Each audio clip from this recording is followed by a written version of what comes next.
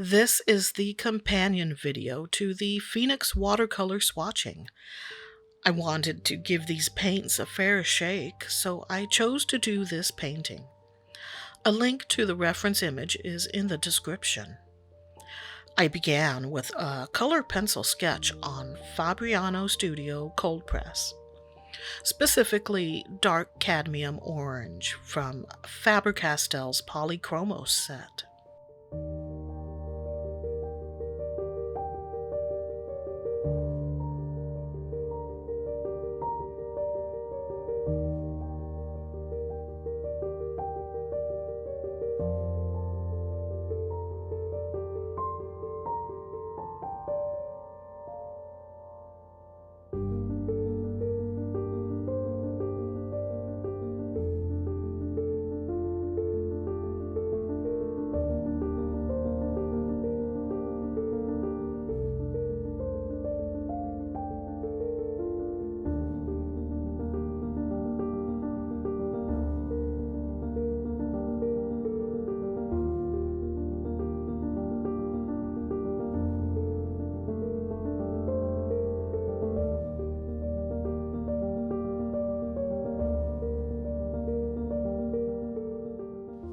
Now, I'd previously mentioned that the frugal crafter had a lot to say about this product, the Phoenix watercolor set, including her disappointment with the color selection.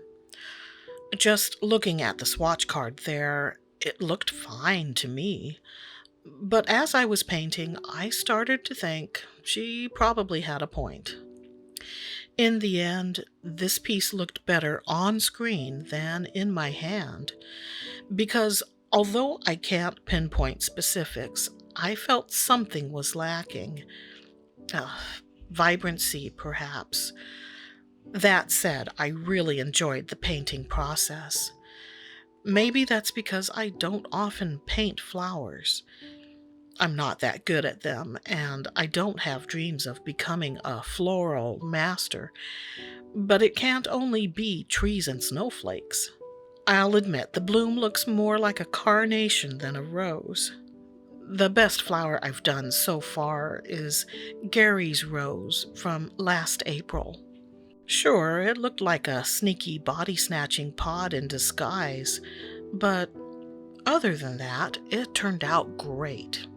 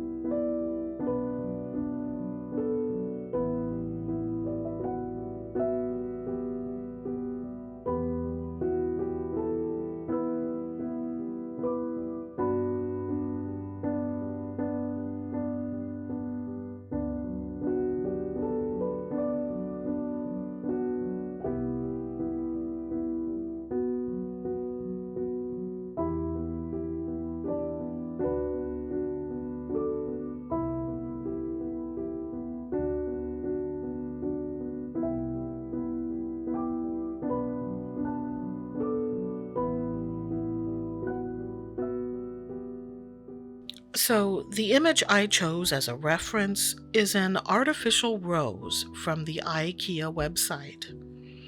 I'd skipped breakfast, and the entire time I was painting, I tried really hard to not think of Swedish meatballs and lingonberry jam.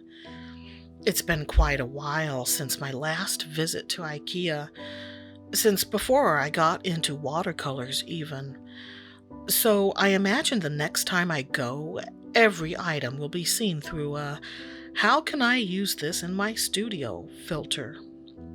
Which is good, because if you aren't focused on a mission, you can end up wandering the showrooms until you start crying because you can't choose between the Kallax and the Billy, while your shopping buddy has moved on to the Torslevs.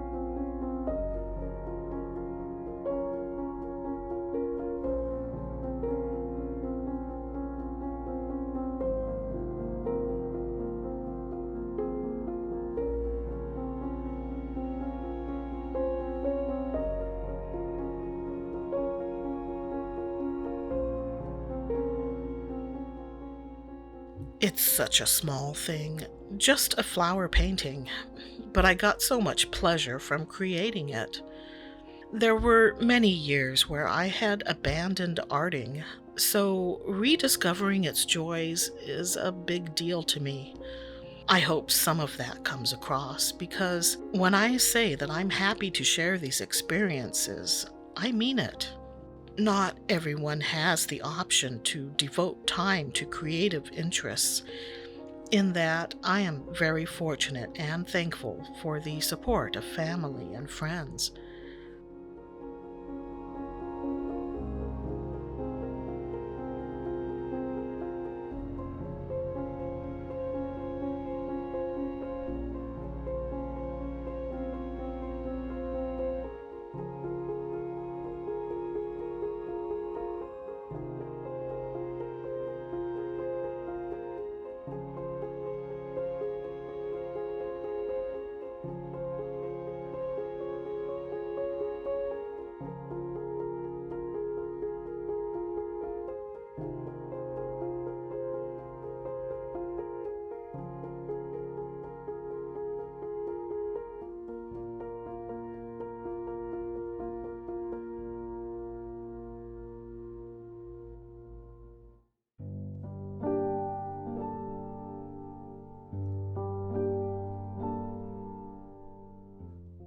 So, while these aren't the greatest paints around, I still enjoyed using them for this project, and I'm even mostly pleased with the results.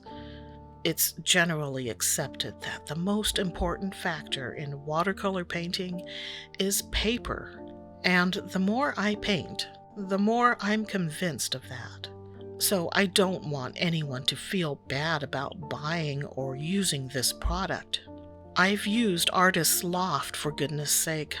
And you haven't experienced the depths of artistic despair until you've fought with and lost to those chalky, spirit-crushing paints from the netherworld.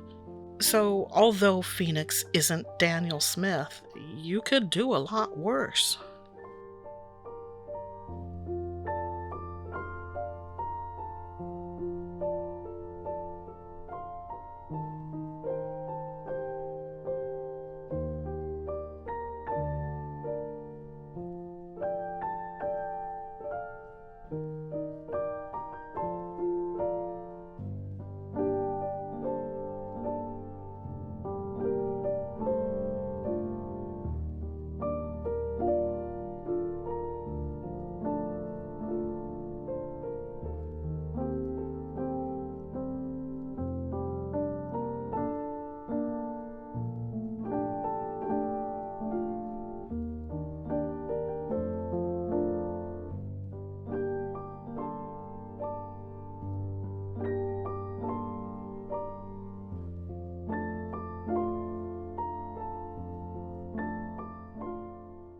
And after that glowing endorsement, it's sign-off time.